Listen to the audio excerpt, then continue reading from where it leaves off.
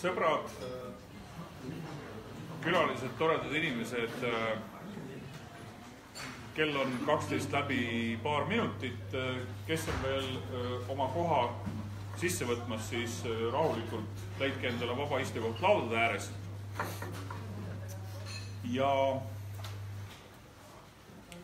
me alustame siis Festheart filmifestivali sõnalist osa, kui nii võib öelda. Minu nimi on Alvar, mina olen tänase vestluse juht, moderaator ja hetke pärast ma tutvustan teile ka meie vestluses osalejaid, aga enne sissejuhatuseks ma annaks sõna Keiole, Festhearti korraldajatele. Ole hea, Keijo, tule siia poole. Tere! Mul on hea meel näha, et osad on eilsest üles ärganud. Osad on eilsest üles ärganud ja osad on uued näod. Tere tulemast ka meie poolt. Ma loodan, et saab olema hästi tore arutelu. Lihtsalt infoks, et kelleni see info veel ei ole jõudnud, siis peale tänast arutelu kell 14.30 on siinsamas Rahvamaja keldrisaalis on üks film, mis haakub selle mõttevahetusega siin, sotsioloog ja karupoeg, nii et kui te siin saate mõnusa hoo sisse, siis tegelikult tasub seda täitsa vaadata. Kõik ülejäänud programmi info on siin seinte peal ja kinos, mis varsti avatakse, nii et kindlasti leiate sealt muud huvitavat ka. Ja aruteludest veel nii palju, et täna siis kell 4 on siinsamas LGBT noorte arutelu ja homme kell 1 on Rahvamajas inimõigused Venemaal. Nii et täna saab olema hetke pärast tuleb väga äge algus kindlasti ja toredat alles jäänud 2 päeva teile veel siis Rakveres. Ma loodan, et me näeme teid. Kuna arutelu mõnikord venib ka pikaks, siis lihtsalt infoks ütlen, et meil on kuna meil täna pidu ei ole, aga meil on Rakvere teatripohvikuga kokkulepe, et kuigi nad on kell 11 lahti, siis kui on siin palju toredaid inimesi, kes tahavad arutelu jätkata peale 11 õhtul, et siis on siin võimalik täna ka kauem olla. Nii et on võimalik veeta üks väga mõnus pikk päev. Aga ägedat arutelu, toredaid filmielamusi ja näeme päeva jooksul ja homme jälle ja siis 2018 ka ilmselt Rakveres oktoobris.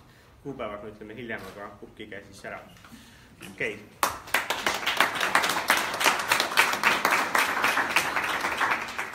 Aitäh Keiole ja enne kui ma sõna annan siis panelistidele meie vestlusvooruks, mõned tehnilised nüansid ja pisiasjad, mis aitavad teil siis ka keskustelus osaleda. Alustame kõigepealt sellest, et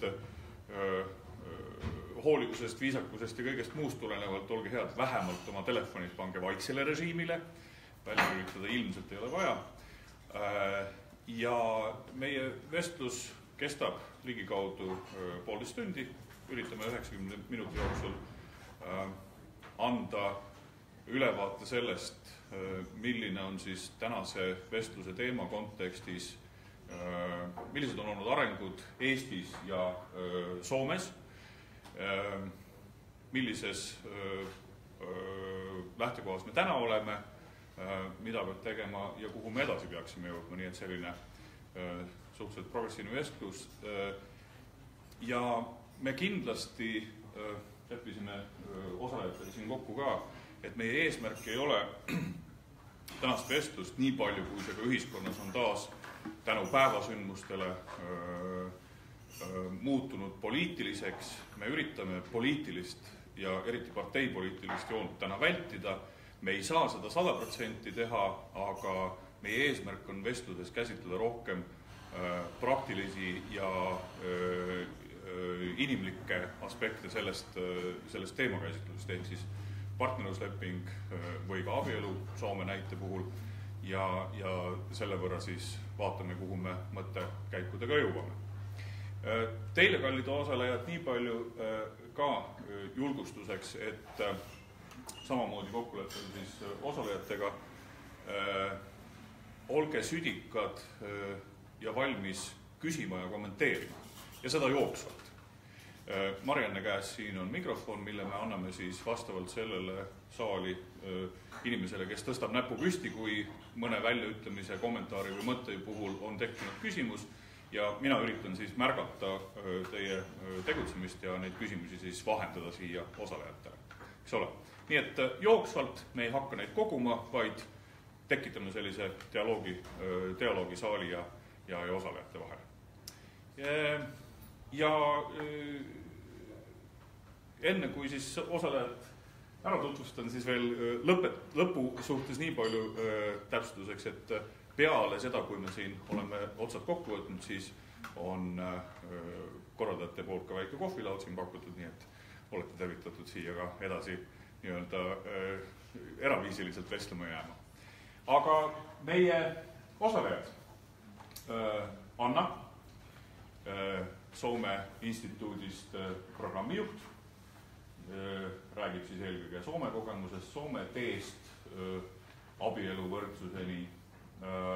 Liisa, vandeadvokaat Hedman Partners büroost, kes siis vajadusel toob sisse natukene ka sellist juriidikat, neid nüansse, asjaolusid, mida siis, nagu me ütlesime, päevateema praktilisest lähtekohast on vaja teada või käsitleda. Kristiina, Eesti LGBT ühingu kogukonna spetsialist ja Kari, kes siis esindab Eesti Inimõiguste Keskust ja tegevjuhina sellest ametist. Just.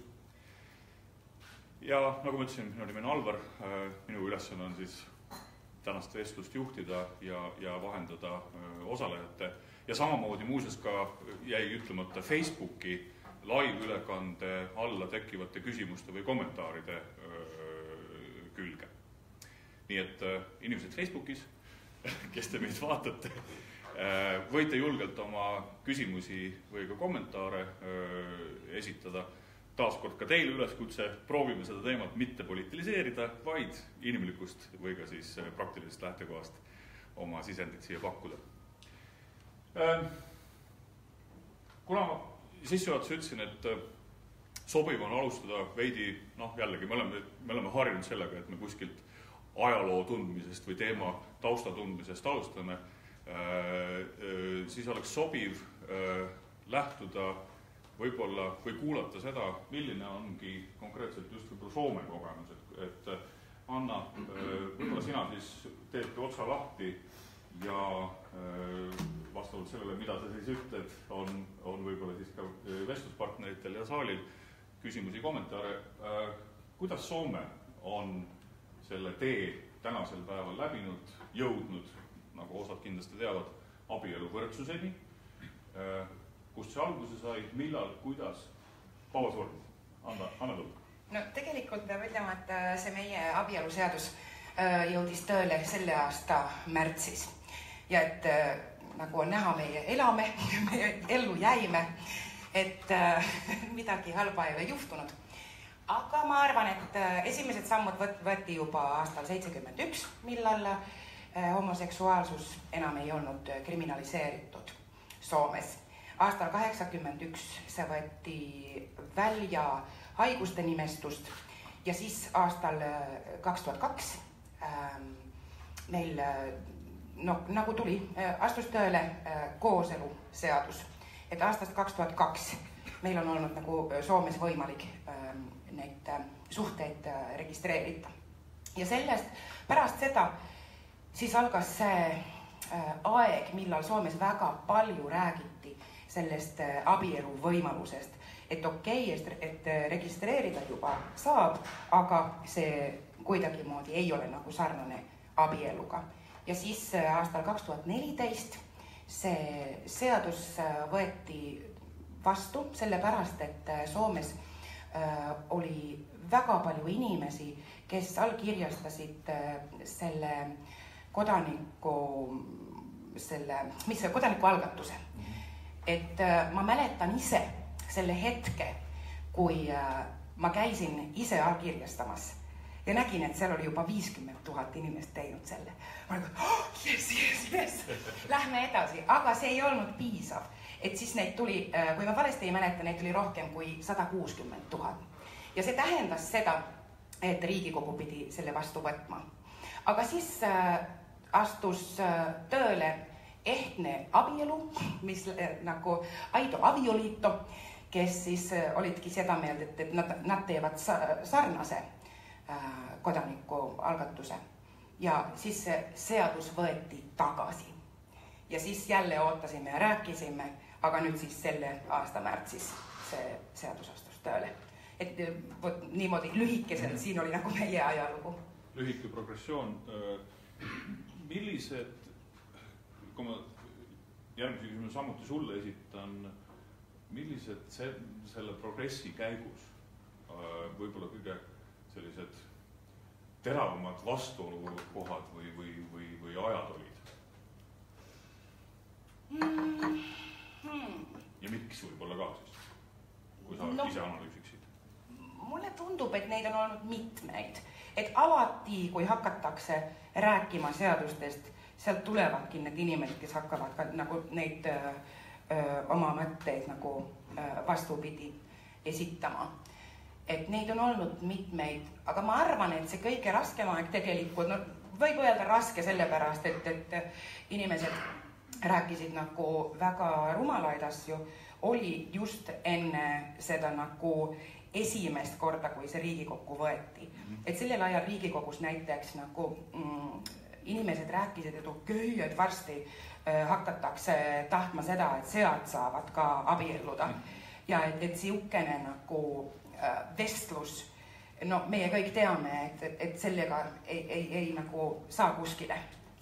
Et need olid rasked ajad. Ja jälle mu peab ütlema, et nüüd see ehtne abielu ehk Aido avioliito, nad tõid siukseid asju jälle nagu vestlusesse, nagu sellesse nagu avalikku vestlusesse, mis tundus, et meie oleme juba rääkinud nendest teematest. Ja et üks minu hea sõbranna, see oli väga ärkatav hetk, millal ta kirjutas Facebooki, et jumala tähe, et millal ma suudan oma teleri lahti teha nii, et ma oleks nagu julge ja võiksin selle teha nii, et minu oma lapsed ei kuulaks neid asju, mida nende ehk meie perest räägitakse. Ja see oli nagu siukene hetk, millal mul läks nagu silmad lahti, et jaa, et nendel on juba nagu 7-8 aastased lapsed, kes on elanud selle ka, et nad ei julge telerit lahti teha. Täpsustuseks, ole hea ise või siis võib-olla mõni panelistidest selgita Aido avioliito, mis see on? Aido avioliito oli üks kogukond, kes on veel ka, kes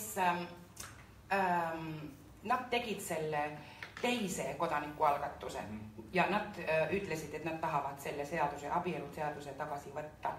Ja et nad kogusid kokku umbes 50 000 nime, mis tegelikult on see piir, kus need asjad võetakse nagu Riigikokku tagasi. Arutusele. Küsimus teistele panelistidele, nii vähe või palju, kui te olete ajalugu, seda sama Soome progressi ja ajalugu jälginud, millised teie tähelepanekud sellest Soome meie naabrite jõudmisest abieluvõrdsuseni oleksid? Mis teie jaoks ühel või teisel hetkel või ühe või teise asjaolu selgiks saamisel tekitas kas emotsiooni, küsimusi, tuleb meelde midagi sellist äkki? Ma võib-olla siis minu jaoks oli just üllatus võib-olla see, et Eestis nii vähe seda teemat üldse arutati, et meil tavaliselt lähevad Soome asjad nagu palju korda, et me oleme hästi huvitatud, mis Soomes toimub, vaatame seal, oleme vaadanud Soome televisiooni, oleme kursis vähemalt kunagi Soome elu päris selliste siseste asjadega, aga ometi see teema, kui siis nii siis varem kehtinud partnerlus, kui siis abielu võrdsus, Eestis ju ei ole üldse justkui nagu eriti kajastust leidnud ega ka aktivistide seas ega ka nagu laiemas avalikkuses. Et ainuke asi, mis mina mäletan Soome kohta väga värvikat, mis ka Eestis arutelu põhjustas, oli siis, kui see Pekka Haavisto presidendiks kandideeris ja et kuidas tema siis elab siis siiamaani koos samasoolise inimesega, ma ei tea, kas nad nüüd on abiellunud või mitte, aga et see justkui nagu tekitas Eestis nagu mingisugustki kajastust, aga siis kõik need õiguslikud protsessid ja sellest tahton liikumisest muidugi me oleme kuulnud ja ka kutsusime ühe selle vedaja endale ühele üritusele rääkima ja see kindlasti on väga hea eeskuju, kuidas just siis neid mobiliseerida, neid ütleme toetavaid heteroinimesi abieluvõrdsuse kaitseks või selle edendamiseks, aga ka rohkem jah, sellest ei ole see minu jaoks ongi huvitav, et see teema nagu Soome puhul meid ei ole nii puudutanud nagu võib-olla teised teemad. Kristiina, on teile äkki lisada? Nõustun selle. Okei. Võib-olla selle sujuva Soome sissejuhatuse juurest ja Anna, sa jätka Soome näidete toomist meie vestluse käigus. Tuleme Eesti kui keskkonna juurde tagasi. Et kui palju see sama Soome eeskuju ja võib-olla ka siis mil moel teie arvates on nüüd mõjutanud seda, et see, kuigi sa karjud seda, et tundub, et vähe on mõjutanud või on see märkamatuks jäänud, kui palju ja kuidas teie arvates see ikkagi on mõjutanud, kuidas ta on seda sädet sütitanud või leeki puhuma hakanud, mis te arvate? Kus see liikumise alguspunkt võis olla ja mis selle seos Soomega võiks olla? Ma lähen sellest küsimusest natuke ringiga mööda. Kuna siis, kui Soomes kõik need asjad toimusid ja kooseluseaduse teema algas, siis mina olin aktivismist väga kaugel veel. Nii et ma veel mäletan, mis tunne on olla inimene, kes otseselt kokku ei puutu nende teemadega ja see, kuidas ma nüüd ringiga tulen, on see, et näiteks, et kui inimesed ei ole kursis, mis Soomes toimub, kuigi suured asjad toimuvad, siis inimesed ka siin ei ole väga kursis olnud, et paljud arvavad, et kuna kooseluseadus on vastu võetud, siis kõik on korras. Ma olen mitu korda sellise arvamusega kokku puutunud ja kui sa hakkad seletama, et ei ole ja see ei toimi ja inimesed käivad kohtus, siis inimesed on siiras hämmingus, sest nad arvavad, et kõik on ammu läbi, kõik on aastaid korras olnud ja võib-olla seetõttu ka see, mis Soomes toimub, tundub, et see on ju Soomes, seal on kõik okei, et seda ei peagi jälgima, et see ei olegi mingi asi, mida diskussiooni peab üleval hoidma kogu aeg. Okei. Kari, kas sinul on äkki lisada ka, tead sa, mis hetkest või kelle initsiatiivil, kuidas see Eesti teema nii-öelda lauale tõsteti? No seda teemat on ju Eestis arutatud pikka aega. Ma mäletan, et vist esimesed arvamused selle kohta, kus siis Justiitsministeeriumis valmis siis niinimetatud mitteabielulise kooselu kontseptsioon ja siis selline paber, kus küsiti ka arvamusi erinevatelt inimestelt, et see võis olla nüüd, kus oli 2008-2009, siis 2012 tuli vist see konkreetne kontseptsioon välja ja juba hakati rääkima pärast seda kooselu seadusest, mis tuli siis täiesti sellise nagu meie jaoks ka päris ootamatult üles, et me ei olnud nagu planeerinud, et see nii kiiresti poliitilise olukorra tõttu juhtub, aga põhimõtteliselt see arutelu selle samasooliste suhete reguleerimise üle on käinud küll päris pikka aega, võib-olla ta sellise suure avalikkuse ees on olnud vähem, aga või lühemat aega alates sellest suurest, ütleme, suvi, mis seal oli see homosuvi, eks ole, kui seda kooseluseadust arutati, et enne seda on käinud ju töörühmad koos, on olnud võimalusi avaldada arvamusi erinevatel osapooltel, et selline nagu mõistlik protsess, et mõned räägivad justkui oleks see nagu justkui välk selgest taevast ilmunud, aga ei, need inimesed lihtsalt valetavad. Tegelikult on olnud seal päris pikk töö, päris pikk ka ministeeriumi poolne sekkumine, mis on väga kahju, kes on täna jäänud täiesti passiivseks selle teema juures, kes ometi ise seda vedas varem. Justiitsministeeriumist, ilmselt on põhi nagu probleem selles inimeses, kes seda ministeeriumi täna juhib, ehk siis justiitsministris. Aga et varasemad justiitsministrid on võtnud selle teemaga tegelemiseks, sest see perekonnaelu küsimused kuuluvad justiitsministeeriumi pädevuse valdkonna. Kahtlemata. Liisa, sina kui vandeadvokaat nüüd sellest samast seadusloome seisukohast või ka siis regulatsioonide seisukohast, et millal see teema sinu või siis ka sinu kolleegide seltskond nii-öelda aktuaalseks muutus enne, kui partnerlusseadus vastu võeti. Kas oli seal mingisugust momenti, mida saab välja tuua? Minuni see teema jõudis ikkagi juba siis, kui see seadus oli jõus, aga mitte läbi selle seaduse või läbi selle kooselu temaatika, vaid ühe siis samasoolise abielu kaudu ja samas ka sealt edasi on minu poole pöördunud mitmed kooselulepingu sõlminud paarid, et probleem on siis selles, et kuigi see seadus on jõustunud, ei lahenda see kõiki elulisi küsimusi ja just avalik-õiguslikke küsimusi, mis nendel paaridel on.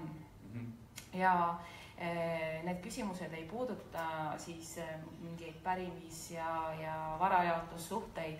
Mitte nii nagu selles kolmapäevases suht puhtalt saates rõhuti majandusküsimustele, vaid need on väga elulised alates näiteks just õigusest koos elada siis, kui sul on paariline välismaalane. Et see on nagu kõige sellisem tõsisem riive sellisele perekonnaõigusele, mis samasoolistel paaridel esineb, kui partner on välismaalane, kellel ei ole Eestis elamiseks elamisluba või siis kelle elamisluba on teistel alustel antud ja see hakkab läbi saama ning sellist alust nagu heteropaaridel on abielu alusel taotleda elamisluba, siis samasoolistel paaridel ei ole.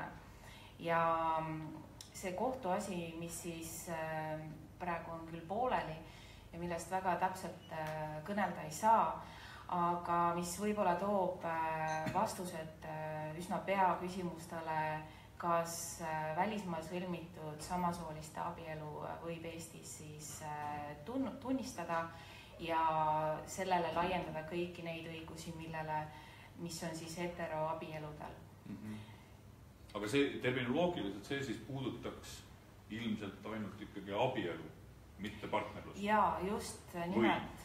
Et see puudutab nüüd tõepoolest ainult neid paare, kellel on õnnestunud nii-öelda abielluda, päriselt siis abielluda välismaal. Et neid riike, kus siis on lubatud just nimelt abielu samasooliste paaride vahel, on siin lähemal ka kui Ameerika Ühendriikides. Mõned näited meeldetuletuseks võib-olla ka nendele, kes ei tea Facebookis või saalis, et näiteks Euroopas, mis... Mina tean, et Taani ja Holland, eks ole. Soome, Rootsi. See on huvitav, eks ole. Aga see ongi nii, et osades riikides on see lävend või see eeldus, millal sa saad sõlmida seda samasoolist abielu või üldse abielu, on võib-olla tingimus see, et üks partneritest on selle riigi kodanik või siis, et mõlemad on selle riigi elanikud, siis minu teada Taanis on pisut pehmemad need nõuded ja isegi on võimalik see, et Eesti kodanikest paar läheb sinna Taani, viibib seal, ütleme siis, ma ei tea, pool aastat või 3 kuud ja selle aja jooksul sõlmib abielu, tuleb Eestisse tagasi ja nad on põhimõtteliselt abielus ja see küsimus nüüd ongi siis kohtu otsustada, et kas nende abielu tunnistada või mitte. Et kuidas on siis Eesti riigis lähtudes? Jah, Kristin? Ma teen lihtsalt üks kiire näide Liisa jutu illustreerimiseks isiklikust kogemusest.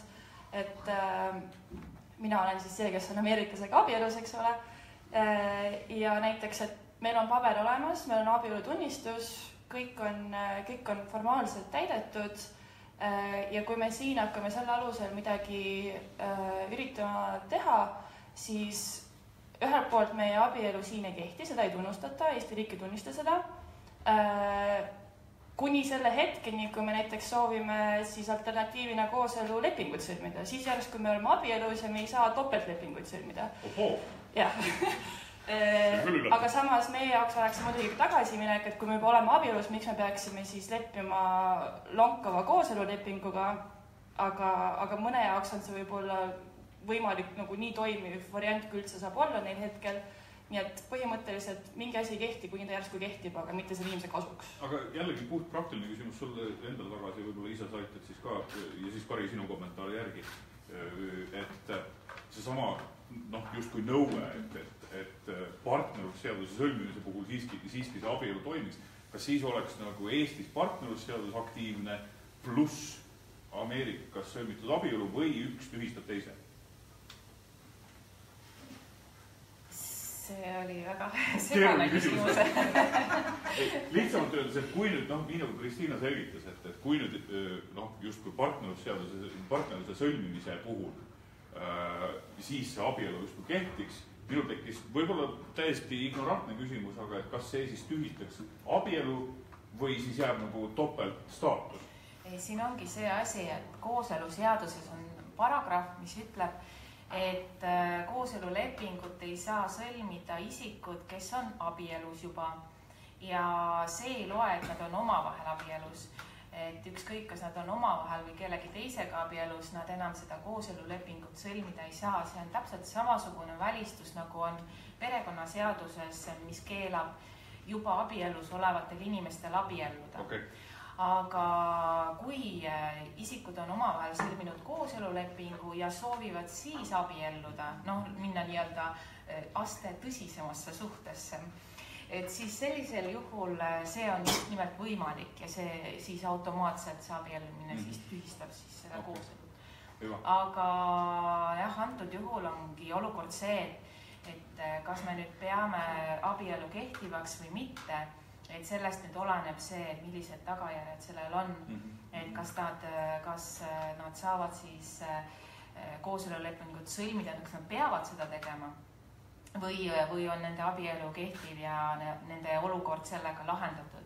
Kusjuures siin on see, et kui koosellunud inimeste või selliste samasooliste paaride puhul on tänaseni väga paljud olukorrad probleemsed ja lahendamata, nagu ongi see välismaalasest partnerile elamisloa saamine, siis abielus olevatel samasoolistel paaridel seda probleemi nagu ei tohiks olla, juhul kui nende abielu on, tunnistatakse kehtivaks. Ja siin on just see nüanss, et abielu kehtivuse kohta tuleb vaadata siis hoopiski sellist seadust nagu rahvusvahelise eraõiguse seadus, mis ütleb seda, et millise riigi õigust me kohaldame abiellumisele. Ja siinkohal on siis nõue selline üldreegel, et kui mõlemad partnerid, abiellujad elavad abiellumise hetkel selles riigis, kus see on lubatud, siis kohaldub nendele selle riigi õigus sellele abielule. Ja sellisel juhul on see abielu kehtiv. Küsimus ongi, et kui kaua sa pead seal riigis elama selleks, et saaks öelda, et ta on nüüd selles riigis elanud abiellumise hetkel.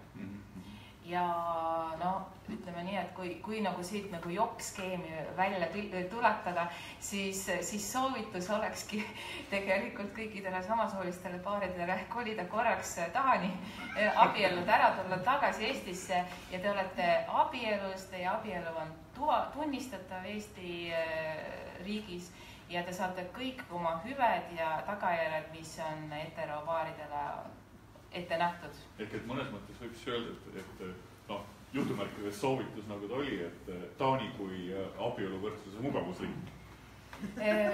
Jaa, täitsa võiks nii öelda ja ma arvan, et neid abiellumisturiste on tõesti, see abiellumisturism on seal ilmselt levinud, et see pole üldse naljakoht.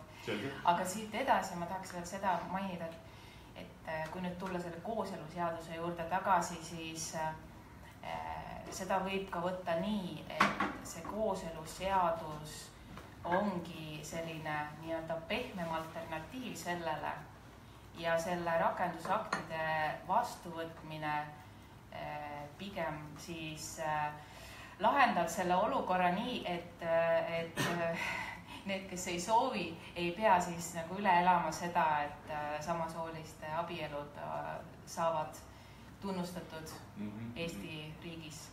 Ehk et mõnes mõttes seesama progressioon kui selline, et olgu siis samm sinnapoole.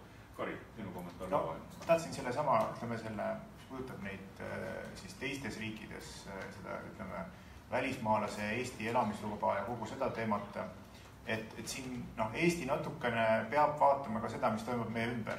Ja et kui meid ümbritsevad üha rohkem või riigid, millega meie inimesed ka rohkem läbi käivad, kui seal on see abieluvõrdsus olemas, ehk siis Soome nüüd kõige viimasena, aga ka Saksamaa just hiljuti, Rootsis on juba kaua aega olnud, et need probleeme mitte probleeme siis, aga neid olukordi, kus siis on samasoolised inimesed abiellunud ja tulevad siis Eestisse, kus nende abielu justkui õiguslikult ei tähendagi midagi, vähemalt kuniks nad ei ole kohtu kaudu seda suutnud saavutada, et siis neid olukordi tekib mitte, neid ei ole vähem, vaid neid tekib üha rohkem juurde. Kui ma vaatan, kui palju eestlasi elab Soomes näiteks, et kes võiksid tulla ka Eestisse tagasi mingi hetk ja nii edasi, et see, minu meelest see aspekt on ka, mida tuleb selle puhul, miks see kooseluseadus ja rakendusaktid on tõstatunud uuesti ka üles, miks see tegelikult see on ka praktiline põhjus, et siin on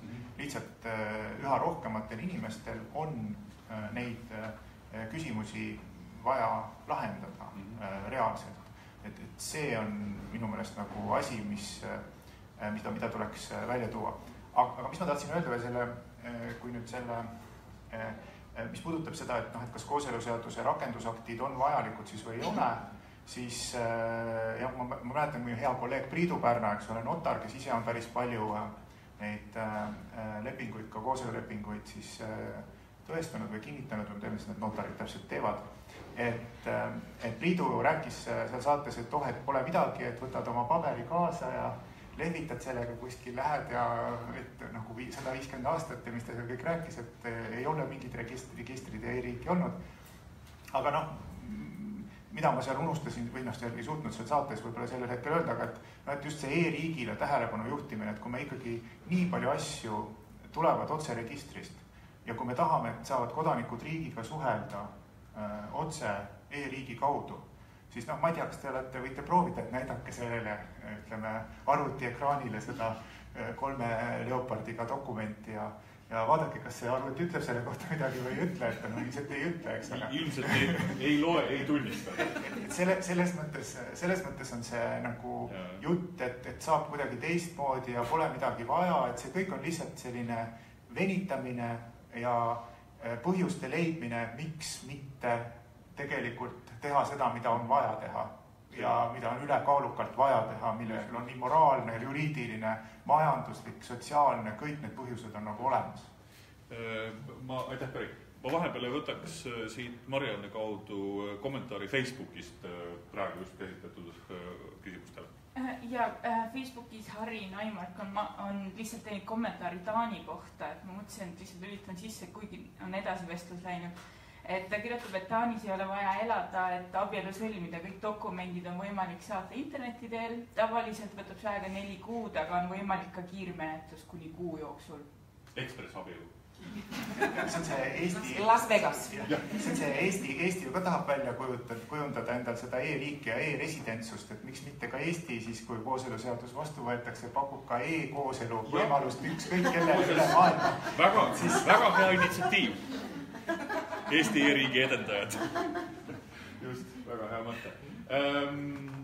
Anna, sinu käest tahtsin ka selle sama konteksti juurde küsida, et kuidas Soomes, nüüd kindlasti siis peale abielu seadustamise, kuidas teiste riikide abielu tunnustamise tee on olnud? Soomes? Jah. No mulle tundub, et nüüd see on nagu võimalik, aga olukord oli natuke sarnane Eestiga varem. Hästi palju maatlemist, materdamist ja kohtades käimist. No mitte, ma arvan, et nii palju, et see kooseluseadus oli küll siukene, et inimesed said nagu oma selle partnerluse registreerida. Et see juba oli nagu aastast 2002 olemas ja võimalik. Et nüüd selle ajal nagu mul on mitmeid sõpru, kes on nagu registreerinud juba aastaid tagasi oma suhte ja siis nüüd märtsis oli nagu jubedalt palju erinevaid pulmapidusid, peab ütlema. Ma vahele küsin ka siin saalis olijate käest, teeme kõigepealt sellise käe tõstmise küsitluse, et kui paljudel teie tutvusringkonnast kui palju teil on tuttavaid, kes on välismaal oma abielu või partnerluse sõlminud, aga üks paarilistest on Eesti kodanik? Kaks kätt tõusis. Jah, et ei midagi üllatavat, nii nagu kogu temaatika on see vähemuse teema, aga rõõm, et on ka selliseid tuttavaid, eks ole. Sest samamoodi Kristiina, sina siin ütleks vahele, et kogu see laud ilmselt mõtles mind no ikkagi, kaks kätt oli. Et eks see temaatika puudutab ikkagi rohkemaid inimesi ja väga võimalik, et teie, kes te siin saalis istute, et me paljude inimeste puhul ei oskagi arvata seda, et sellised teemad on käsitluses, sest mõnel puhul oleneb ju sellest, et nagu see klassikaline väljend on, et kas sa samasoolise partneriga isegi koos elades, siis see on veidi nähtavam, aga samasooline homoseksuaal lesbi olles, kas sa üldse oled kapist väljas, eks ole, kas sinu sõbrad üldse teavad seda, et sul võiks olla kokkupuude sellise temaatika? Ja ma tahaks öelda, et ma olen siin isiklike näidete toomiseks täna. Et kui minu Saara lugu esimest korda meedias oli, mis oli umbes aasta aega tagasi Pealtnägijas, siis pärast seda mitte küll avalikult, mitte nähtavalt, aga meile otse kirjutasid inimesed, kes olid sarnases olukorras, kus üks on välismaalane, üle terve maailma oli inimesi Venemaalt, oli inimesi Sri Lankast, oli Lõuna-Ameerikast, ja nad kirjutasid meile, et me oleme sarnases olukorras. Nii et jällegi, et kui me räägime kooseluseadusest või abielust, et igal inimesel on tegelikult ka omad nüansid, sest iga riigiga on erinevad suhted Eestil, võimalused on inimestel erinevad, et minu abikaasa on õnneks USA-st, millega Eesti hoiab siiski häid suhteid. Kui on keerulisema riigiga tegu, siis võib ka rohkem probleeme inimestel olla. Ja need on need lood, mida siis ka ei nähta väga, sest isegi kui need inimesed pöörduvad mõne organisatsiooni poole, näiteks Inimõiguste Keskus või Eesti LGBT Ühing, kes peavad vähemalt arvestust selle üle, siis paljud isegi ei tea, kelle poole pöörduda. Et paljud, kes näiteks mulle kirjutasid, nad ei teadnud üldse, kellele sellega kirjutada, nii et neid inimesi on palju rohkem, kui ma arvata oskame. Aga ütleme veel kord siin juures siis välja, kuhu võib pöörduda, kordame üle?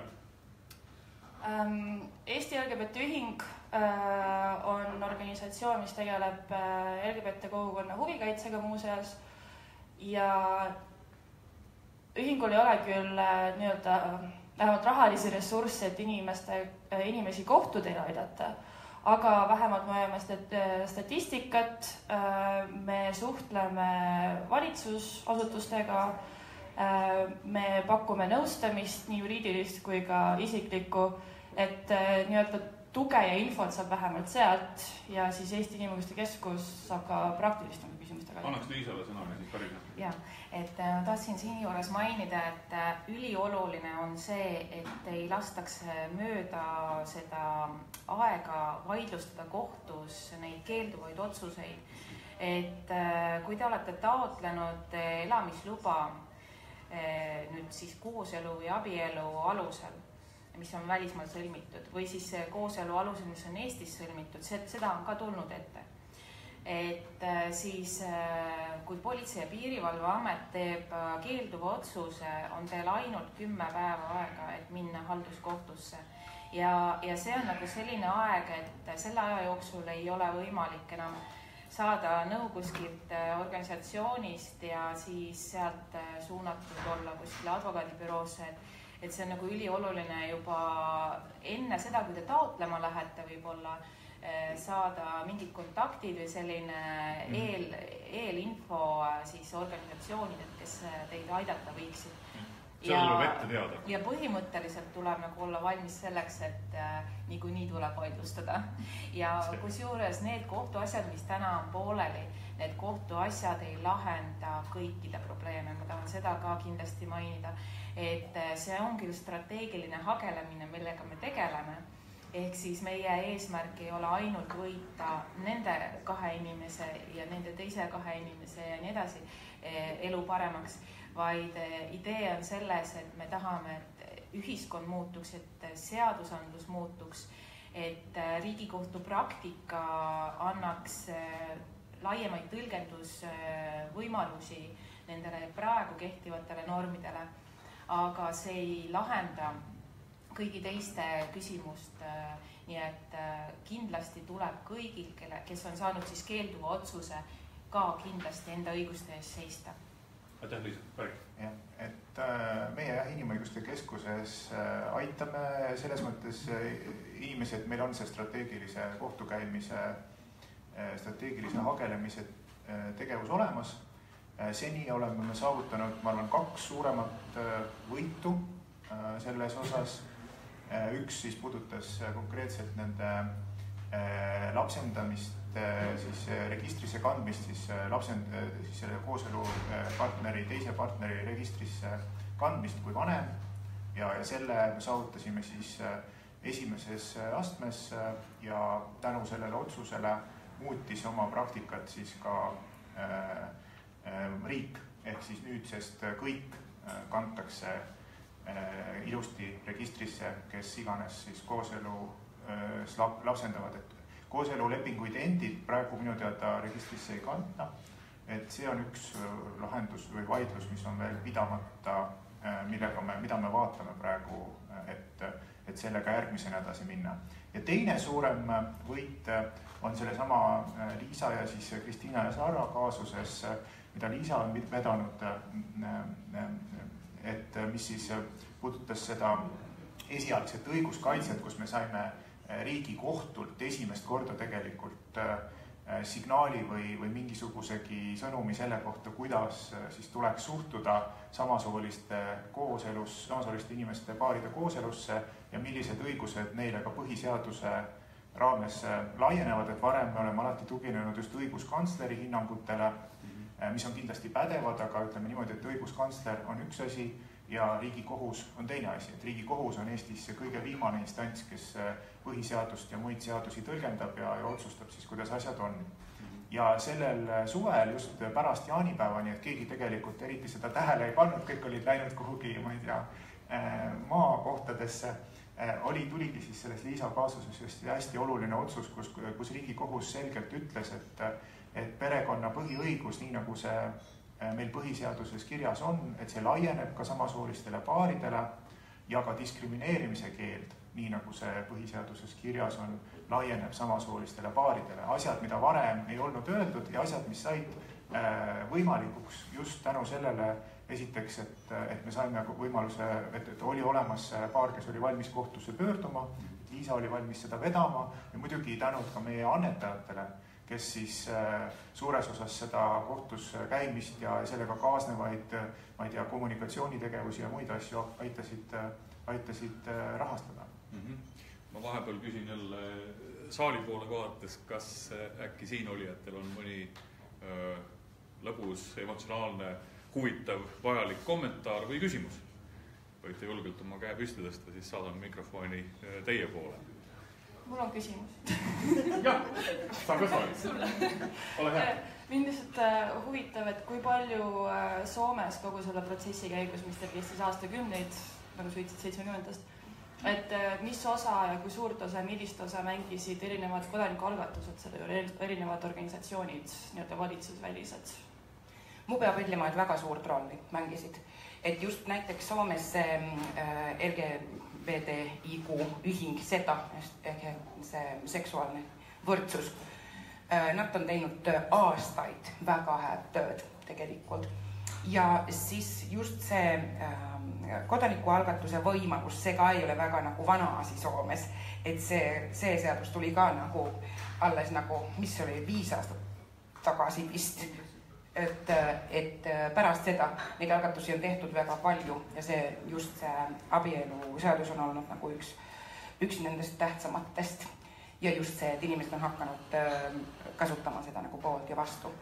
Aga siis meil on ka see olukord olnud põnev sellepärast, et umbes 10 aastat tagasi hakkasid nagu ka teised inimesed nagu, et nagu heterod hakkasid rääkima selle asja eest ja poolt. Et näiteks president Tarja Halonen oli üks nendest väga tuntutest inimestest, mis tema kohal juhtus oli, et esimeseks inimesed otsustasid, et ta on lesbi.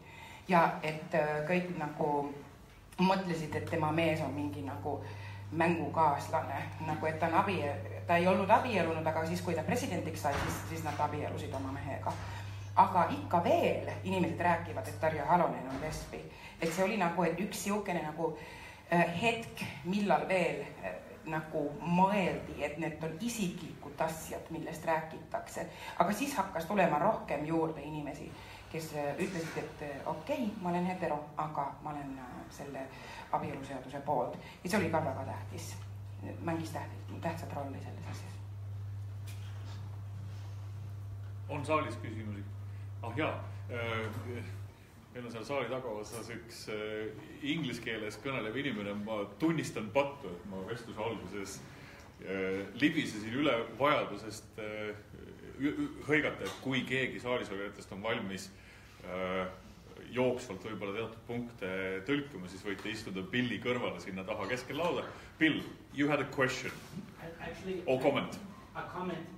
I haven't been able to follow you, and I assume yes. You're saying very good things. I only want to say a warning to Human Rights Center and activists working for legislation and marriage and partnership, etc. That's only half the battle. In Sweden, Norway, Canada, our legislation is perfect. But the suicide rate for young LGBT people is 3 times higher than the heteros. And then you ask, why are these youngsters killing themselves in paradise? Because that's only half the battle. And this film festival and such things is the other half. How to change people's minds and how to change our own minds about ourselves. Sorry for making a stupid comment in the middle of your discussion. No, not stupid at all. If you don't mind, I'll give a short translation. Billi kommentaar puudutas siis pigem võib seda öelda tunnustuseks filmifestivalile. Keijo teed teile kummardusi aitäh ja samamoodi siis kommentaari taust puudutas siis abieluvõrdsuse saavutamist Rootsis, siin juba mainitud Euroopa riikides ka Kanadas, ent Bill tõi välja siis asjaolu, et see võrdsuse saavutamine iseenesest ei too ka samasoolistele paaridele nii-öelda paradiisis oleku tunnet, vaid et see on pool võitlusest, mida ta siis illustreeris ka näiteks väga kõrge suitsiidi määraga nendes riikides just LGBT noorte seas. Kari, kommentaar. Ja mul on 2 mõtet selle kohta, et üks asi on see, et muidugi on see hästi oluline. Ma olen täiesti nõus, ja võib-olla see on isegi olulisem kui see, ma ei tea, seadused või kohtutes käimine, et tegelikult ega inimõiguste austamine laiemalt ei ole asi, mida saab inimestele nagu seaduste ja keeldude ja käskudega ette kirjutada, vaid see on ikka asi, mis peab tulema nagu väärtusena inimese seest ja millist seda väärtust peab nagu inimese sees arendama ja edendama ja läbi just selle teineteise mõistmise ja selle, et meil on võimalik vaadata maailma läbi teise inimese silmade, et siis sellest inimesest rohkem aru saada ja vaadata, miks ta nii teeb või mis elu tema elab. Et läbi selle tekib see teineteise mõistmine, mis aitab neid inimõigusi, igaühe universaalseid inimõigusi kaitsta, ükskõik kes see inimene on. Nii et see on, see meie näiteks oma tegevuses väga selgelt lähtume sellest. Ja teine asi on see, et ega siis need kohtus käimised ja seaduste, kooseluseaduse menetlemine, see ei ole ainult mingi juriidiline teema, vaid see on võimalus arutada neid küsimusi, arutada neid laiema avalikkuse ees. Kohtulahendid või kohtukaasused on eriti head asjad, sest et need on ju tegelikult inimeste lood. Need on ju tegelikult inimeste, eluliste inimeste, tegelike inimeste nagu tegelikud probleemid, mida siis ka meedias kajastades on võimalik seda mõistmist rohkem tekitada.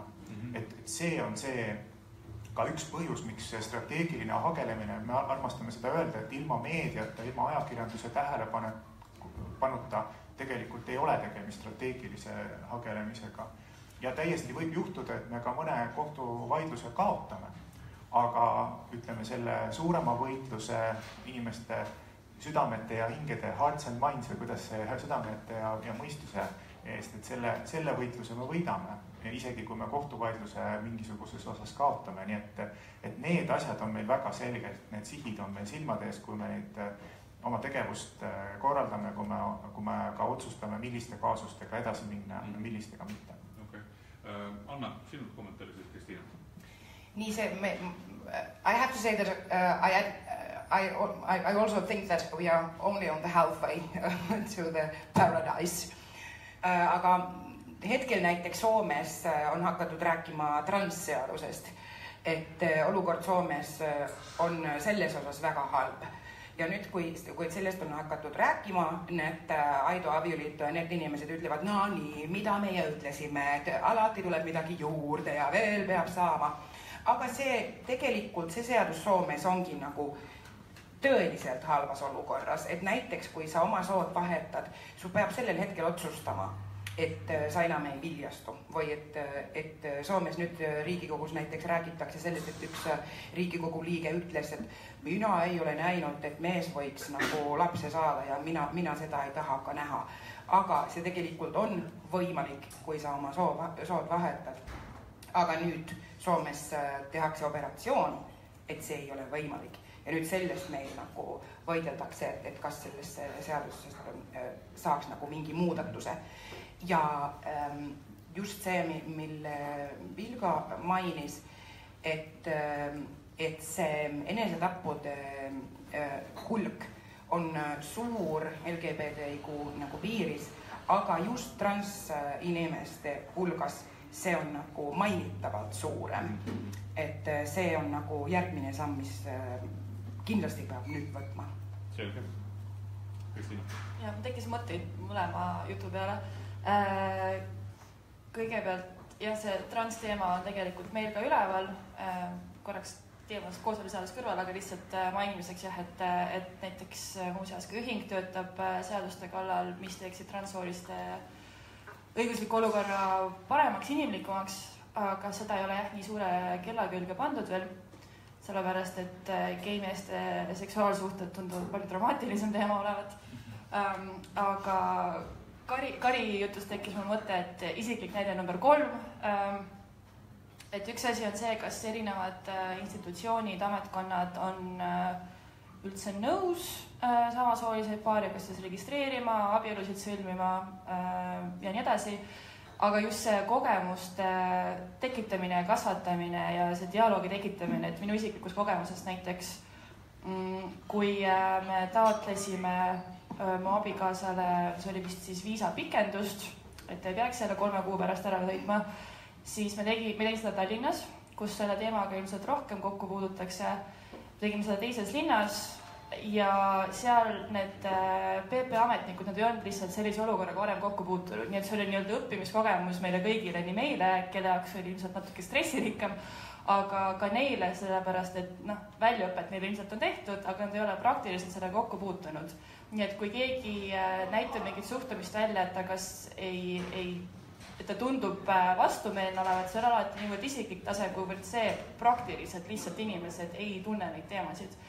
Nii et see, kui on kohtukeisse, on erinevaid suhtlemisametnikega, siis see kasvatab kõikide kogemuste pagasid, nii et lõppkokkuvõttes jah, et sellest tulevad ka siis väärtused võib-olla pikendusena. Ma esitan sulle selle sama kommentaari juurde ühe küsimuse ja siis tuleb saalist ka kohe küsimus. Kui sa räägid sellest PPA näitest ja väljaspool Tallinnat, et siis ilmselt sinule kui kogukonnaspetsialistile Eesti LGBT ühingus ongi see küsimus kõige paslikum, et kes või milline institutsioon võiks või peaks siis neid pädevusi, teadmisi ja oskusi nende samade ametnike seas siis edasi viib, enne kui nad praktilise juhtumi otsa kukuvad? Eks üks organisatsioon ei saa kõike teha, eks ole, aga näiteks ühingust ma võin öelda, et ühing koolitab nii arstitudengeid või üldse meditsiinitöötajaid, ajakirjanikke, erinevaid professionaale, kes puutuvad selle teemaga ühel või teisel viisil kokku, et kogu asja diskussioon nagu suure tervikuna oleks tegelikult, kui mitte nüüd ideaalne, siis vähemalt liiguks mingisuguse neutraalsuse suunas. Ametnikega suhtlemisel tuleb see kasuks, kui erinevad inimõiguste organisatsioonid lihtsalt koostööd nendega teevad. Sellepärast, et kogu selle koostöö käigus juba tulevad erinevad prioriteedid välja, alates sõnakasutusest kuni selleni siis, et mida erinevatel kogukondadel päriselt vaja on. ja ka kohtuasjade kaudu tulevad need päris kogemused välja, et näiteks isegi Liisa jaoks olid erinevad need keerdkäigud ilmselt alguses üllatusena ja siis nagu mida rohkem inimestega suhtleme, seda rohkem erinevad ametnikud või need, kelle poole pöördutakse, näevad ka ise ka, et okei, see on tõesti väga keeruline. Et inimesed ise ei saa sellega hakkama, kui professionaalid ei saa sellest aru. Selge, aitäh. Ja saalist küsimus või kommentaar? Tegelikult see on küsimus ja ma tea, kas see läheb väga libedale teele nüüd siis, kui ma tooks sellise vestlustesse Jumala ka juurde.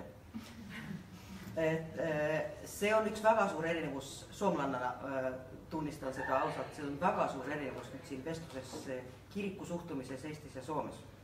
Et meie Soome kiriku peapiiskop räägib umbes samamoodi kui teil see väga julge kirikuõpetaja. Ja halastusest ja sallivusest, et Jumala sallib kõik. See on meie kiriku seisukoht on see. Isegi kõik kirikuõpetajad seda veel ei toeta. Eestis vastupidi. Ja nüüd mul tekib küsimus, kas meil on sama Jumal või eri Jumal. Aga ma tahan küsida eestlaste käest, et kas soomlaste Jumal on pattune? Aha. Ma nüüd ei tea, kui pädevad panelistid on sellele vastama, aga küsin ikkagi. Ma ei tea, see vist ei ole nagu päris täpne vastus sellele, aga see ongi see erinevus meie ühiskondade vahel. Et see on see, mida see nõukogude periood on Eestiga teinud Eesti ühiskonnaga. Et tooks täiesti sellise teist moodi näite, et kunagi 2000-ndate alguses hakkasin tegelema Eestis Amnesty Internationaliga, et lõin siia grupi ja kui Soomes on Amnesty väga tugev organisatsioon, seal on tuhandeid, kümneid tuhandeid liikmeid, see on auasi seal olla liige ja sellised organisatsioonid ja üldse inimõigused on väga seksikas teema, siis Eestis on see kuidagi nagu tabu ja kogu selle 7 aasta jooksul, mis meie grupp tegutses, oli meie tuumikus 4 inimest. Kõik teavad, kes need on ja kahjuks nagu väga liikmeid juurde ei olnud võimalik saada, sest et selline ühiskondlik aktivism toimib meil kas looduskaitse teemal, pensionäride teemal, võib-olla laste teemal mingil määral, aga sellised inimõigused, see on nagu, see on väga harva inimesi huvitab ja minu meelest on väga oluline see, et praegu need inimesed, kes tunnevad oma hinges, et see teema läheb neile korda ja nad tahavad, et Eesti liiguks selle suunas, et me austame kõiki inimõigusi ja kõikide inimeste õigusi, siis nad oleksid julgemad sõna võtma, oleksid julgemad osalema sellistel üritustel, nagu see filmifestival siin ja erinevad debatid, avaldaksid oma arvamust vähemalt sama julgelt ja tugevalt nagu vastasleer. Religioonist rääkides, et sa vist ütlesid, et ametlik kiriku seisukoht Soomes on soosiv, aga siis kiriku enda sees on erinevad arvamusi, siis meil tundub olevat just vastupidi, et kirik on võtnud positsiooni, mis ei ole üldse LGBT sõbralik, aga kiriku enda sees on sellega väga lahknevad arvamusi, et väga paljud ei ole, kes seda arvamust väljendavad, aga näiteks on olemas Eestis gei-kristlaste kogu, mille liikmed ei ole enamasti väga avalikud, kuna tagajärjed selle avalikkuse ette tulemisega oleksid lihtsalt liiga suured. Nad saavad rohkem head ära teha, kui nad ei ole avalikud. Aga see on täiesti olemas ja toimiv organisatsioon, kes korraldavad ka regulaarseid kohtumisi, on alati avatud uute inimeste ja huviliste võõrustamisele, peavad väga huvitavaid diskussioone, on väga avatud kõigele aga see, et nad ei saa avalikult oma näo nimega siis oma arvamust välja öelda, siis nad kammitakse lihtsalt sinna ametliku seisukoha taha. Ja Kari? Selle religiooni kohta minu jaoks on väga huvitav see diskussioon, mis on nüüd lahti läinud ka avaliku sees ja mis ilmselt ka ERK sees hakkab toimuma, et selles mõttes on hästi kasulik olnud tegelikult EKRE selle teema tõstatas siin Eestist. Suur tänu neile selle eest, et nad andsid võimaluse, et see saade toimuks ja et Annika Laat seal saates sai esineda ja kõik see läks väga hästi. aga ma tahtsin seda öelda, et me tegelikult, kui me hakkasime sellise asjaga tegelema nagu Erinevus rikastab kampaania, mida me vedasime siis mingi 5 aastat siin mõned aastad tagasi, et siis me korraldasime ka ühe konverentsi, kus oligi üks eraldi paneel religioonist ja seksuaalsest orientatsioonist, et neid oli ka teisi, neid Eesti vaimulik, Lagle Heinla näiteks või kes seal veel olid, Heino Nurk, eks ole, on see geikristlaste kogu inimene, kes esinesid seal. Ta on kõik välja heidetud.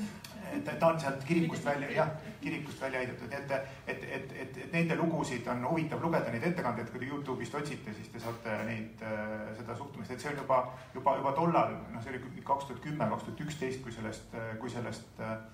kui sellest räägiti, nii et see selles mõttes on nagu, alati on need teistsugused hääled seal olemas olnud, aga lihtsalt neid on lihtsalt lämmatatud nii tugevalt. Ja teine asi, mis ma hiljuti just kuulsin ka vaadates seda diskussiooni ja kuulates neid erinevaid arvamusi, et ma saan aru, et see Eesti kirikute nõukogu suhteliselt järsk ja läbi arutamata seisukoht, mis puudutab samasooliste suhteid ja kooselu, tuleneski tegelikult reaktsioonina kas siis nüüd Soome või Rootsi kiriku seisukohale, et Eesti kirik pidi justkui võtma seisukoha selles küsimuses, kuna nad enam ei teadnud, kuidas nad peaksid nende Soome ja Rootsi kirikutega suhtlema, et kas nad peaksid siis minema et mis see nende positsioon siis on, et kui nemad on võtnud sellise positsiooni, et mingis mõttes nad forsseerisid ka Eesti kirikuid omakorda võtma teise positsiooni, et kui neile käest näiteks Soomes küsitakse või kui neil tuleb ette kokkusaamine, ma ei tea, selle sama, ütleme näiteks siis tõesti samasoolises kooselus olevaga, ma ei tea, vaimulikuga, et mis nad siis peaksid Eesti kuidas siis Eesti kirik sellele asjale vaatab ja siis see survestas tegelikult seda positsiooni võtma, et sellele ei eelnenud tegelikult ka seal kiriku sees mitte mingisugust arutelu. Selge.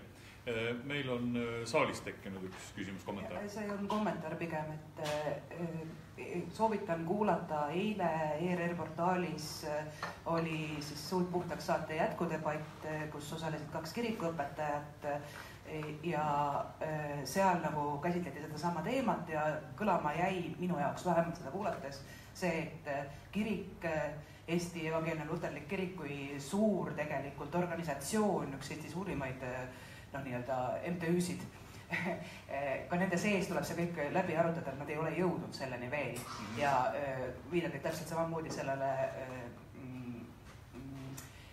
kiriku seisukohale, mis tegelikult ongi, ta on läbi arutamata, ta lihtsalt on üks suunis, mis tuli neil oma sees vastu võtta. Loodetavasti praegune debatt õhutab neid seda läbi viima, seda arutelu kiriku sees ja lihtsalt kommentaariks veel, et õnneks või kahjuks, ma ei tea, oleneb kummalt poolt vaadata, Eestis siiski riik ja kirik on lahus ja kirikuseadused võivad lähtuda riigiseadustest, aga ei saa olla ülevad riigiseadustest. Loodame, et riigiseadused saavad õigele poole. Nii ta Eestis peaks olema, jah. Ma hästi õrnalt jätkaks veel religiooni teemal. Kui ma õigesti mäletan, siis viimase rahvaküsitluse tulemusena, mis aasta see oli, 3-4 aastat tagasi mitte rahvaküsitlus, vaid rahvaloendus, vabandust. Et selle tulemusena tolleks hetkeks, kui need tulemused siis avaldati, oli minu jaokski, mitte just šokk, aga võib-olla üllatus kindlasti, et Eesti tegelikkuses selle rahvaloenduse tulemusena ei ole enam isegi mitte domineerivalt luterlik riik, vaid hoopis õigeusklik. Et kas õigeusu kiriku kontekstis on veel midagi siia lisada, on teil kokkupuuteid näiteks õigeusu esindajatega? Ei ole, ütlen, aga et ma tahtsin öelda seda, et õigeusu, just Vene õigeusu kiriku siis vaated mõjutavad päris tugevalt määral ka seda, kuidas Eestis suhtub siis meie vene keelt kõnelev kogukond või need inimesed meie kõrval, kes räägivad vene keelt põhilise suhtluskeelena, et nende vaateid mõjutab kindlasti see negatiivsuse suunas ja meie enda siis need avaliku arvamuse küsitlused, mis me oleme teinud 2012, 2014 ja nüüd tegime 2017, näitavad, et tegelikult venekeelse elanikkonna seas need suhtumine järjest halveneb. Et tulenevalt ilmselt sellest Venemaa meediaruumist, sellest, mis Venemaal ka kogu see homoseksuaalsuse propaganda vastane võitlus, mida Putin seal peab ja ka Venemaal on siis õigeusklik kirik ja riik ikkagi omavahel väga tugevalt seotud et kui nüüd vaadata seda ka, et kui me vaatame neid samu tulemusi, et mida ütleb meile siis avaliku arvamuse uuring, et kes siis nagu toetab, kes ei toeta, kelle suhtumine LGBT inimestesse on positiivsem, kellel mitte, et siis seal on kindlasti sellel õigeusu kiriku seisukohal mõju ja ma ei näe, et see kuidagi ka muutuks kiiresti, sest et nad on ikkagi väga tugevalt ka seotud selle Venemaa õigeusu kirikuga ja Venemaa õigeusu kirikul selles küsimuses ilmselt, ma ei tea, lähiaastatel küll mingisugust muutust ees oodata ei ole, nii et aga see on üks teema minu meelest, mida me peaksime ka arutama, et me saame aru sellest, miks sellised vaated on, me saame aru, kust see kõik tuleb, me saame aru, et kuidagi tuleb siis nagu elada ikkagi koos, et meil on riik, eks ole, rahumeelne koos eksisteerimine, et kuidas siis nagu mahutada sellesse Eesti ühiskonda ka sellised suhteliselt nagu selliseid vaateid, samal ajal tagades kõigile võrdsed õigused ja rahumeelse koos eksisteerimised. See minu meelest on hästi suur väljakutse ja see näitab, et see lõimumisküsimus ei lähe mitte ainult nagu, ei ole mitte ainult see, et mis keeles keegi õpib või mis keelt keegi räägib, ma ei tea, ametiasutusega suhtlemisel, vaid see on ka väga suur nagu väärtuste, teatud mõttes väärtuste küsimus ja see, et kas me suudame siin Eestis nagu luua sellist ühtset väärtusruumi, kus siis prevaleeruvad need samad demokraatlikud väärtused ja inimõigused või me anname järgi nendele, kes üritavad neid lammutada ja need lammutamised ei tule mitte ainult Venemaa suunalt, vaid need tulevad teatavasti ka siit, ütleme, paremäärmuslike jõudude seast Eesti enda inimeste, kes nagu nimetavad ennast justkui rahvuslikeks jõududeks. Kristiin? Ja ma lisamärkusena lihtsalt ütleks, et samal ajal kui Venemaa, mitte lihtsalt venekeelne, vaid just Venemaa meedia teeb oma tööd nii omas riigis kui ka siin, siis samal ajal tegelikult Venemaalt tulevad inimesed siia teadmisega, vahel lootusega ja vahel eeldusega, et siin on parem. Et inimesed tulevad siia eeldades, et nad saavad siin, kui mitte abielluda, siis vähemalt mingisugust kooselulepingut sõlmida ja siis nad jõuavad siia ja nad avastavad, et tegelikult neil seda võimalust ei olegi, nii et päris ilmaasjata nad ei tule, aga et see ei ole nii-öelda see tõetatud maa, kus asjad on paremini nii seaduslikus mõttes kui ka kogukondlikus mõttes. Et ma just rääkisin ühe Venemaa koostööpartneriga, et tema ütles, et Venemaal ongi põhiline probleem pigem valitsus, mitte niivõrd tavainimesed, kellel kindlasti on ka omad arvamused ja eelarvamused, aga see peamine takistus tuleb ikkagi ülevalt poolt ja siis ülevalt poolt kajastus on ka see, mis Eestisse jõuab rohkem, mitte niivõrd see, mis tavainimesed mõtlevad. Sest Venemaa meedia on väga tugevalt kontrollitud ja see, mis siia ulatub, siis ongi kontrollitud sõnum, eks. Aga põhimõtteliselt jah, Kristiina, sinu kommentaariga ka nõus, et ma ise samamoodi puutun ka Venemaaga viimastel aastatel tihedamalt kokku ja tõepoolest, kui siinset venekeelset elanikkonda käsitleda, eks ole, siis tuleb öelda, et see, mis neid mõjutab, kahtlemata on nende Venemaal elavad sõbrad, tuttavad või siis ka keelekaaslased, eks ole, ja samamoodi, see on võib-olla Venemaa fenomengi, eks ole, et seal on alati olnud selline, kuidas öelda, formaalne ja mitteformaalne, ametlik ja mitteametlik, ehk siis valitsuse, administratsioonide ja inimeste seisukohad, eks ole.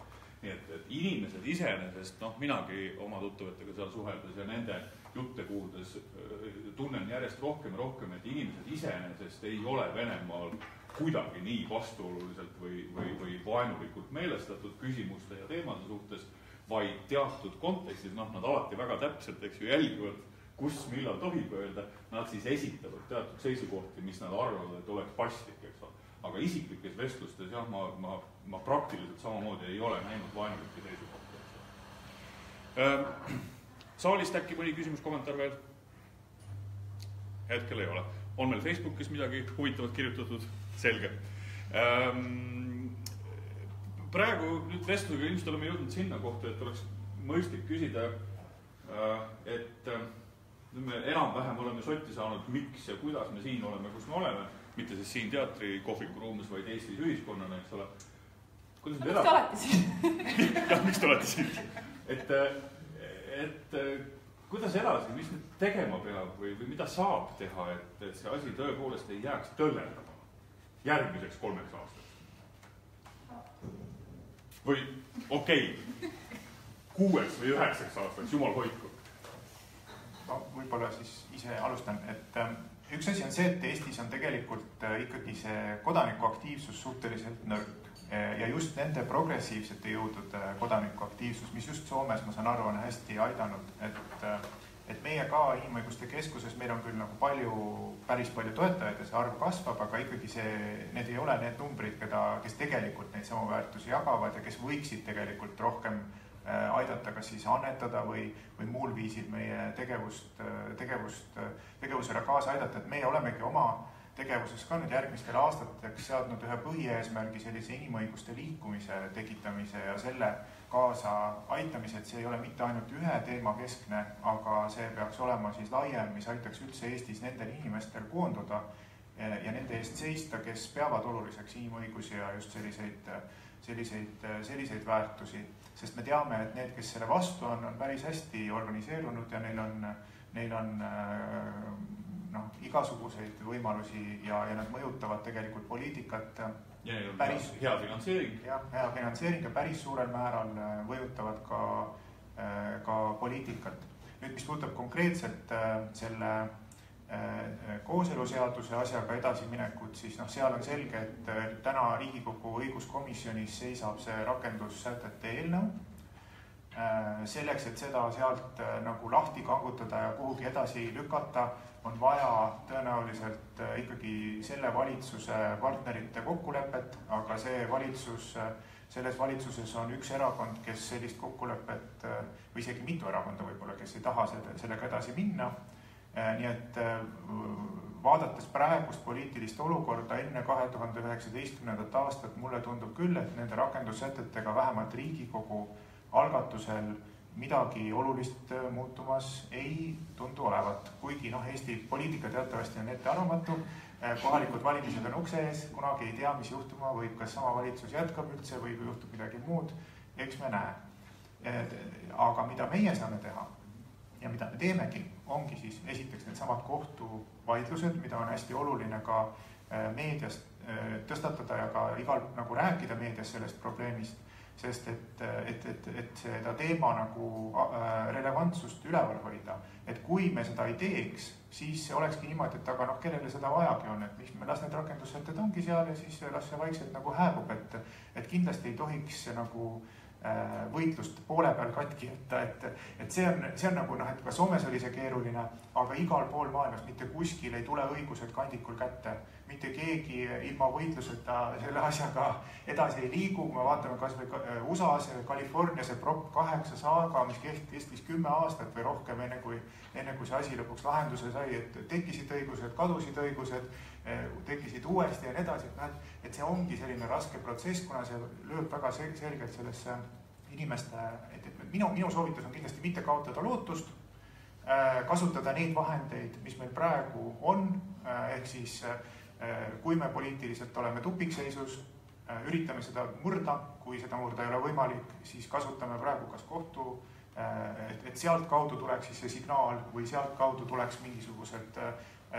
asjad ja siis seda vaikselt tegutseda sellega, et ühiskonnas sallivus suureneks ja see on olnud edukas, et järjest üha rohkem inimesi, kui tänaseks päevaks on umbes kooseluseaduse toetajate ja vastaste arv enam-vähem pooleks. Nii et see on võimalik ja sellega tuleb tööd pidevalt jätkata ja mitte nagu olla nagu kangekaelne ja edasi liikuda sellega. Selge, aitäh. Kristina? Jah, mis puudutab üldiselt inimõiguste liikumist, siis ilmselt on paratamatult iga inimõiguslase elumissioon lihtsalt seda elavdada ja tugevdada ja suurendada, et see ei töö lõppu mitte kunagi. Mis puudutab konkreetselt kooseluseadust, siis toetus sellele saada on kahtepidi raske praegusel hetkel või üleüldse. LGBT kogukonna välised inimesed ei ole niivõrd kursis enamasti ja nagu ma ütlesin enne, et nad arvavad, et see on olemas, kõik on okei, et võitlus on läbi. Aga ka kogukonna sees tegelikult inimesed on kas väsinud või juba täiesti pettunud või siis lihtsalt ükskõiksed. Et mingi hetk see moment ja see jõud võib-olla tekkis, aga paratamatult see on väga isiklik, et kui sinu isikliku heaolu ümber käivad pidevalt sellised sageli isegi mõnitavad mängud, siis kaua sa jaksad, sest et selle kõrvalt vajab ka päris elu elamist. Et selles mõttes on üleüldse nii-öelda Eesti kogukonda üsna raske mobiliseerida, et kuna esiteks kollektiivne tegevus ei ole üleüldse meil väga levinud, üsna lapsekingades ja teiseks, kuna see on niivõrd isiklik teema inimestele, siis inimesed väsivad ära. Ja kui teil siin üldse midagi sellest festivalist üldse meelde jääb, ükskõik mis LGBT või inimõiguste festivalidest, üritustest, debattidest, siis ma tahaksin rõhutada seda, et iga inimese panus loeb, nii klišee kui see ka ei ole. Sellepärast võib arvata, et kõik need organisatsioonid, kes võitlevad, on suured ja tugevad, tegelikult ei ole reaalsuses, need koosnevad heal juhul ühe käe peal kokku loetavatest inimestest, kes teevad küll endast parima ja see ideaaljuhul see on enda täisaega töö, väga tihti ei ole, et igaüks ei pea olema täiskohaga aktivist selleks, et vähemalt diskussiooni elus hoida ja näidata, et ta on osa sellest liikumisest ja ta toetab seda. Et ma väga tahaksin, et inimestel vähemalt see mõte kuidagi pähe jääks. Selgeks, aitäh. Lähme siis sujuvalt edasi, sest aeg juba ilmselt on ka otsi kokku tõmmata ja me oleme nüüd selles järjepeal, et siis ole hea. Liisa, jätka sina. Ja, et kuidas edasi minna, siis nagu Kristiina mainis, väga paljud on sellest seaduse ümber toimuvast jamast juba täiesti tüdinenud, aga samas on ka paare, kes on valmis minema lõpuni välja ja nii-öelda olema need märtrid, et siit nagu saavutada midagi kogukonna jaoks. Et inimesed saavad leida endale erinevate probleemide lahendamiseks ka nii-öelda skeeme, jokkskeeme. Näiteks kas või see elamisloa küsimus on võimalik asutada startup ettevõtte ja selle kaudu endale elamisluba saada, taotleda või siis ongi töökoha õppimise kaudu Eestis oma paarilise juures elada. Aga see ei lahenda seda probleemi, et inimese hinge jääb ikka see torkima, et samas need heteropaarid, kes on samas olukorras, saavad oma abielu alusel selle loa taotleda ja meie ei saa. Ja nad on valmis minema lõpuni välja. Nii et ma arvan, et siin tuleb neid kohtuasju veel, mis loovad asjasse selgust ja ma usun, et praegu on ka mõned menetlused pooleli, kus võib tulla selline lahend, et kooseluseaduse teatud rakendussätete puudumine kui õigustloova akti puudumine tunnistatakse põhiseadusega vastuolus olevaks Riigikohtu poolt ja sellisel juhul, kui see sünnib, siis tegelikult peaks olema Riigikogu kohustatud need õigustloovad aktid vastu võtma. Loomulikult ajalist kohustust ei ole, et kahjuks ei ole nagu ette nähtud, kui kiiresti see peab toimuma. Eeldus on, et seda tehakse kohe, aga ajalugu näitab, et päris mitmel korral on see asi veninud aastaid, kus Riigikohtu poolt ette antud nii-öelda juhendit ei järgita Riigikogus. Ehk ei kiirustata mis iganes põhjustel, pigem poliitilistel. Ja absoluutselt ja ainult poliitilistel. Just. Aitäh, Liisa. Anna, sinu käest samamoodi küsimus, et sina kui Soome instituudi esindajana, et mida, kuidas ma küsin, et mida Soome poolt vaadates siis soovitada siin olevatele huvilistele Facebooki kaudu kuulajatele, vaatajatele, ehk neile, keda see küsimus kuidagigi liigutab ja tahaks, et läheks edasi. Mida soovitate? No mina alati soovitan, et kogunege, et minge kokku, hakkage koos asju tegema. Et see on olnud see, mis Soomes on läinud nagu, ja selle pärast need asjad on edasi läinud. Kodanikualgatus. Kodanikualgatus, prailid, igasugused nagu koosolekud, mis iganes, et mida iganes teie teete, tehke kuradi koos. Et see, et üks inimene räägib kuskil, see nagu, et kui lastakse nagu poliitikutele tõllerdada, siis nad tõllerdavad seal. Et miks nad teeksid nagu raskeid otsuseid?